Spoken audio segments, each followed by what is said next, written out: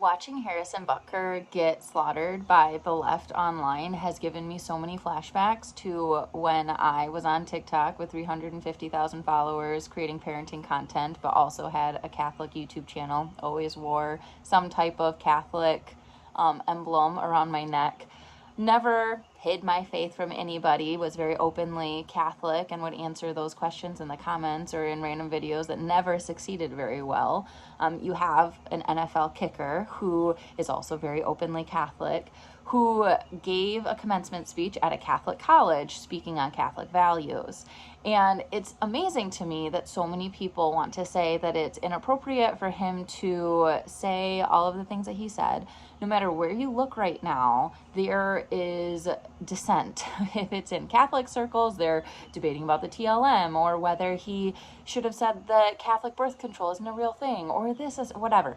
There's even dissension within Catholic circles. So you have obvious things where, the secular world doesn't fully understand the difference between vocation and occupation, which I'm also seeing in Catholic circles, if I'm honest, which vocation is either to the priesthood or becoming a nun or getting married. Those are sacraments, right? You have holy orders and you have marriage. Joining the religious life isn't a sacrament, but it is a vocation. Just being single is not a formal Catholic vocation. You can have consecrated virginity where you have a consecrated single life, and that is a vocation. But when you talk about vocation, you're talking about a state of being in regard to your relationship with God and others. It's not an occupation. Whereas in the secular world, obviously, vocation is sometimes used as occupation, but it doesn't have to do with purpose. Harrison said that his wife would be the first to say that her life truly started when she became a wife and mother, which is a sacramental grace. That's what I keep saying on Instagram right now, is there are graces that come forward from sacraments, and that is the purest way that somebody can feel when they enter a sacrament, that this is when their life truly began. And there's nothing wrong with that. The fact that anybody is trying to say that that's a bad thing is very frustrating to me, because it's like, that is the purest grace that can come forward from a sacrament. And so I just there's so much of it that doesn't even make sense to me, but it's giving me so much flashback, because my Catholic channel was for people curious about the Catholic faith, curious about what the Catholic faith taught, curious about why the Catholic Church teaches what she teaches, all of these different pieces, right? And apparently that wasn't okay, that somebody with a platform can't use their being, they can't be a person and have their own beliefs, because apparently it doesn't promote unity, which Harrison's speech was fully unifying in regard to the church. I've seen quite a few people comment saying that the Benedictine nuns, have denounced them. I don't care. I don't care who has denounced him. Anything that he said was in line with doctrine, and it can be if you source it in different ways, whatever. There are plenty of people who believe that no form of birth control is acceptable, and that's fine. I mean, obviously, doctrinally and everything else, you can use your brain, track your cycles, all of these things. But didn't we all watch Princess Diaries? Don't we know that no one can make you feel inferior without your consent? Wasn't that Eleanor Roosevelt that said that? You can't get offended about something unless you're willing to get offended. If I have a masculine man talking to me, I'm going to be more submissive about it, because that's just how it is. I mean, even in my husband and my roles, I am the more dominant type person. I'm much more extroverted. I was raised in a very in-your-face, confrontational type family, and he was not. So he's much more reserved. He's quieter than me. And that's fine, but we have had that conversation where it's if we were to, succumb to these secular whatever, I'm more masculine and he's probably the more feminine of the two of us, because he's very caring and everything else. Very sensitive to other people's feelings, whereas I can be very uncouth, I can be very straightforward, and that's just who I am. And I think that tends to be a more masculine trait. And so you can have this world where people want men to be more effeminate and less masculine, but you're never going to get rid of masculinity. It's never going to happen. You're not going to be able to erase masculinity, and you can call it toxic masculinity all you want. I mean, there is a level for sure. I have experienced toxic masculinity, but simply like acknowledging our evolutionary beings, the fact that men were the hunters and the gatherers and women stayed and raised the children, it's simply hardwired into us as human beings. And when Harrison is saying that this is a diabolical lie, that, you know, women have to go and do these things and that this is what's going to give you the most fulfillment, it's true. Because at our roots, we do want to be with our children. We do want to be with our babies. There's no part of us that wants to be separated at 6 weeks to go back to work. There's like so much that women, I think, just want to deny. It's very easy to harden our hearts and to kind of lie to ourselves to cope, right? We all have different coping mechanisms. And so I think that a lot of women today cope by suppression. I think that, you know, a lot of women, you hear a lot of abortion stories of women who just absolutely regret their abortions. They have struggled so much since they happened. And then you have other women who are shouting their abortion and this and that. Like, you cannot convince me that there is not a level of suppression that's going on, or it's complete ignorance, right? Ignorance is bliss, just a complete unawareness of what has actually occurred. I truly believe that those are the two things, because women are being told that they need to end their pregnancies, that they can't have children because they need the career that's going to give them the fulfillment, and the child is not going to give them that same level of fulfillment that the career is. So when we live in a society that's basically forcing women to choose children or career, Harrison Butker is spot on about it. There's no question. Have the babies. Stop choosing a career over a pregnancy, because when you end the, you know, pregnancy is a state of being. You can't, the pregnancy is done, but you're terminating a life. And it's just the lies that are told within that, the overarching cultural shift that has occurred is what he's referencing, right? That there's this fundamental being told that you have to choose one or the other. And what he's saying is pursue the family, pursue the children. And people can say that it was, you know, off color or whatever, just not the right venue because it was a graduation speech. No, it is still fine. It's those girls, those women are probably dating somebody, maybe they're not, maybe this, maybe that, but any woman can use her degree in her homemaking. I mean, I went to massage school. I'm a massage therapist. I don't have a bachelor's degree. That's fine. But I went to massage school, and I use everything that I learned at massage school about boundaries, about being assertive, about holding my space, about staying grounded, about being present and not being, you know, talking to somebody and thinking about my grocery list and acting like I'm listening, talking about active listening.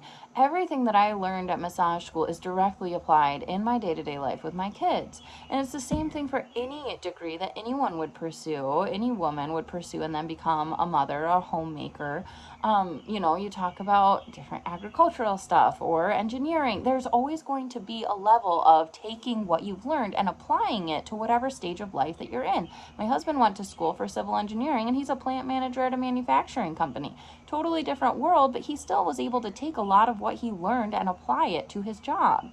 It's not like when you get a degree. I mean, most companies nowadays are just looking to the fact that you have a degree to know that you're dedicated, to know that you can withstand the work, that you're willing to put the effort in and complete something. And what more than motherhood is that? Like, having a child and maintaining your dedication to them, that is the epitome of what it takes to be a parent, is that constant dedication and that constant showing up and being present, being grounded, not allowing yourself to be distracted, not allowing yourself to get sucked into your phone every day, not allowing yourself to do those things. That is what being a good mom is about. And if college isn't able to teach somebody that dedication, then what is the purpose anyway? Like, you're supposed to be being focused on what you're doing. And I say that as somebody who didn't complete college, but my husband, he got 4.0s through calculus. I mean, he graduated summa cum laude. He is a very smart cookie, and I am in awe of all that he accomplished, and I'm in awe of every person that has accomplished all that they do in college. I mean, my husband started chapters of all these things and led this, led that, was incorporated in all of these different extracurricular activities, And his resume shows that. He is so just dedicated, and that shows up in his fatherhood as well. And so when you're talking about a degree, that a degree isn't used as a stay-at-home mother or as a father, it's just wrong. It's false. Everything that happens in our lives up to the point that we are has a 100% has an influence in how we interact with the world around us and how we choose to behave. Like, that's just how it is. Sorry, nothing is going to be eliminated from that fact. And so I just think it's really sad that there's so much dissension going on that people can't just, I mean, it was a crowd of 485 people, right? And at the end of the speech, Harrison said, "This seems like the right venue to share my thoughts and, Catholic values, because I'm a Catholic. This is a Catholic school.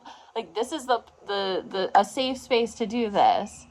And of course it's recorded and put online, and it's under the most intense scrutiny that it ever could be. And it's just, I think that his response honestly says a lot. It's a lot different than how I responded, because I was living my life online, and the world online on social media is not reality. And that's something that I've really had to come to terms with and process and find a way to kind of reconcile, because I think so many people in the world do live online on social media. They aren't actually based in reality. They aren't having personal interactions with people at the grocery store or in waiting rooms or in the line at the post office. Like, you're not having those natural, just community random interactions, because people are so sucked into their phones, they're so sucked into whatever's going on, they aren't having those real life interactions. And I think COVID really exacerbated that. But what happens in real life is very, very different than how life is online. And Harrison doesn't live his life online. His platform is not a pseudo fame type thing, right? Like a lot of these influencers, like I was, where a lot of people know who you are, but it's because you're online. It's not because of something that you've done in real life. It's because you're making videos or doing this or that.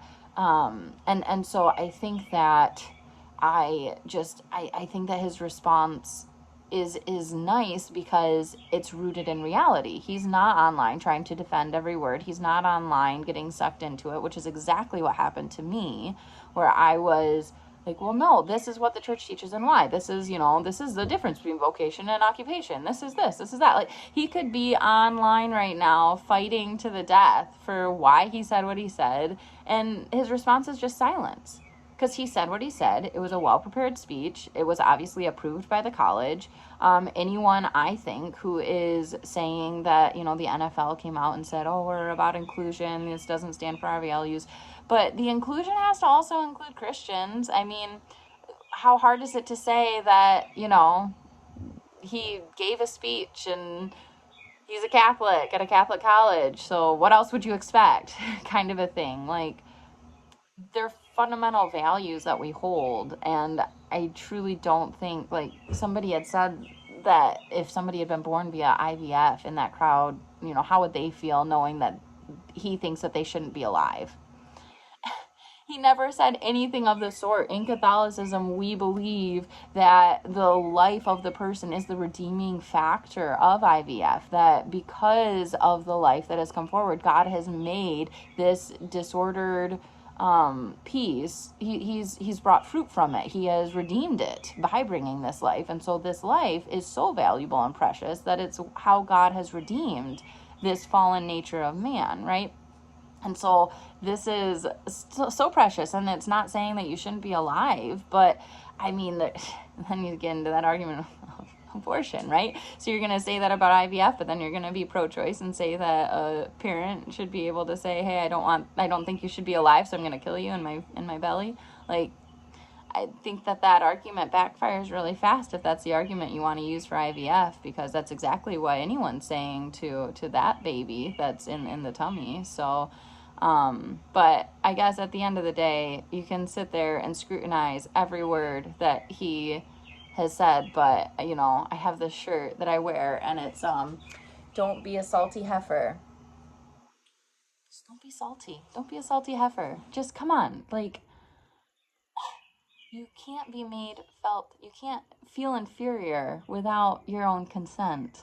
And so just have faith in yourself, like I was saying with the whole masculine, effeminate balance. Like, I know that I'm more masculine, but I'm not going to get offended when somebody says, oh, well, men are stronger than you, because I know that there are scrawny guys out there that aren't as strong as me or whatever else. Like, I'm not going to sit here and get mad and say, well, not all men are stronger than me. Like, blah, blah, blah, blah, like I'm strong. And like, who cares? Who honestly cares? Come on. It's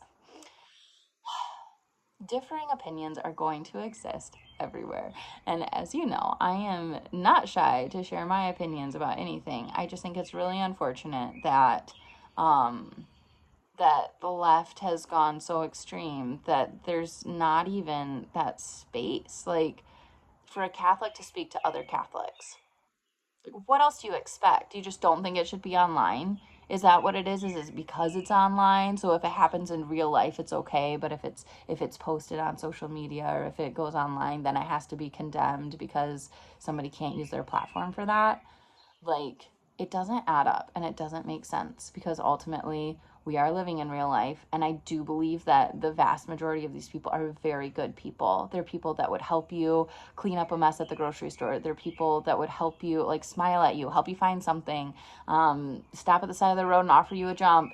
I mean, all of these people are genuine, caring people in real life, and it's because of the fundamental values that we are sharing on social media or that happen upon to be on the internet that is the foundation of why we are that way, because that's what it means to love like Jesus. Because Jesus was still Jewish. Jesus still went to temple. Jesus still attended Passover. He was still religious and practiced his religion. There, people try to argue that all of these things.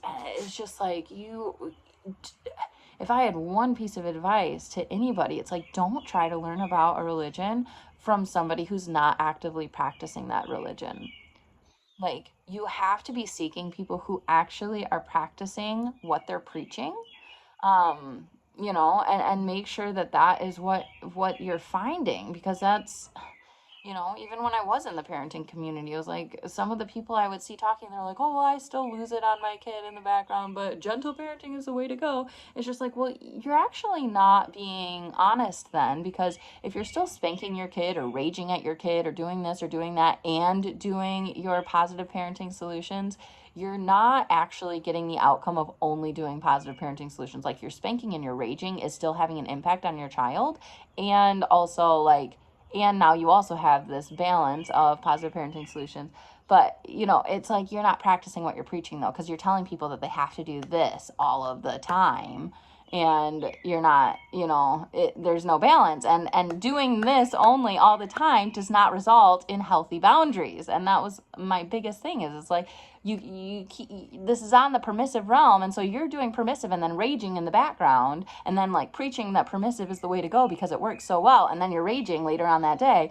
Like, you have to follow people who are actually practicing what they're preaching. And I can guarantee, like, for me, that is why, when I show up, this is what my life is, right? I am very transparent with a lot of my struggles. I have been throughout the whole gamut of my YouTube career. And I just think it's really important that's what you're doing, because there are so many people who are inauthentic. There are so many people who are so fake.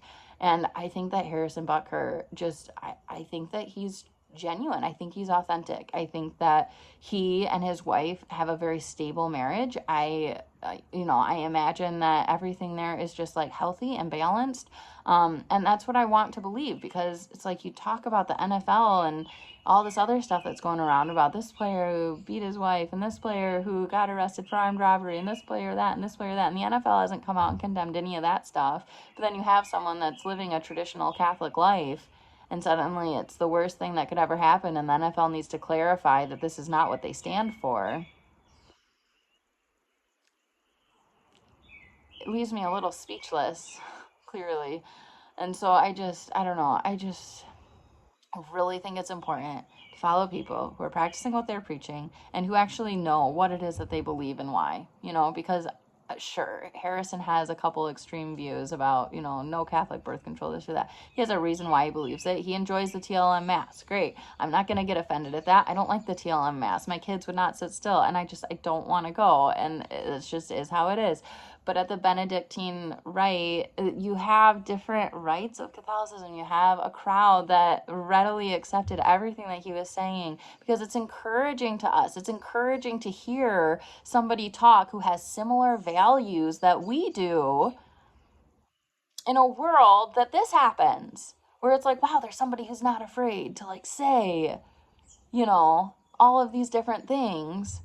And yeah, as a woman, I always wanted to be a stay-at-home mom ever since 8th grade. And you can say, great, that's not every woman's experience. And I can say, great, well, your experience as a woman isn't everyone else's experience either. So it's nice to have somebody that can relate with that. Like, not everybody is going to be everyone else's cup of tea. We're not all going to have the same experiences in life. That would make everything pretty boring. We're all individuals, and that's why we have conversations instead of getting defensive, instead of feeling inferior, instead of thinking that somebody's attacking you or saying that what you're doing is wrong. Disagreement is not hateful. And it's such a tragedy that we have gotten to that point. And honestly, I'm intentionally not upstairs with my microphone doing whatever with this because it didn't feel authentic. I'm sitting here like, okay, I'm an imperfect person about to talk about this. I'm not going to get set up, try to look all pretty, try to make it look all professional, this and that. Like, and anyone who has a degree is an imperfect person that has learned from another imperfect person. Degrees are a piece of paper. I truly, I have respect for it. Obviously, it takes dedication. But at the end of the day, you're still an imperfect person. The person who taught you is still an imperfect person. And the people you're going to work with are still imperfect people. So we have to look to God. We have to look to Christ to soften our hearts, to allow us to grow in holiness, to allow us to grow in virtue, to allow us to move forward in that capacity and just say, what do you want me to do today, Lord? Guide my steps, please, and allow me to become more like you in how you actually interacted with people on a day-to-day basis, which includes loving them and also includes sharing the truth about heaven, about how we're called to live our lives, about respect and dignity for every human person. There's so much that goes into all of it, and it drives me crazy to hear people who are not actively practicing Catholicism trying to explain Catholicism to other people. It's like mansplaining only Catholicism. And so I just it's like, right, a man trying to explain to me what it's like to have a period. It's like, you will never know because you're not. And I think that somebody who is willing to acknowledge what it is that inherently makes a woman, apparently is some ginormous deal that just needs to be shunned and shut down and canceled, which is crazy to me. The different petitions going around saying that he should be removed from the team and this and that. It's like, it's called free speech. He's Catholic. It's freedom of religion. And so it's all just doesn't even make sense to me. Is someone downstairs? It's Leo. My cat is down here. So that's that. Those are my thoughts for tonight. I just wanted to hop on because there's just so much talk about this going on that I wanted to put my few cents out here. Obviously, long-winded as always. Hi, Allie Marie. But I've been sharing a lot on my Instagram stories, and so I thought that it would be good to pop on, say hi. It's been a while since I've been on video. Just had a lot going on with a lot of different things. It's been a rough couple weeks. So just continue praying for me. Know that I've been praying for all of you, and I look forward to chatting with you in the comments, seeing what your thoughts are on this. Obviously there are so many publications following this and everything else. But yeah, you can't keep putting people in boxes. It doesn't work because we're not boxes. We're humans. So God bless. Talk to you soon.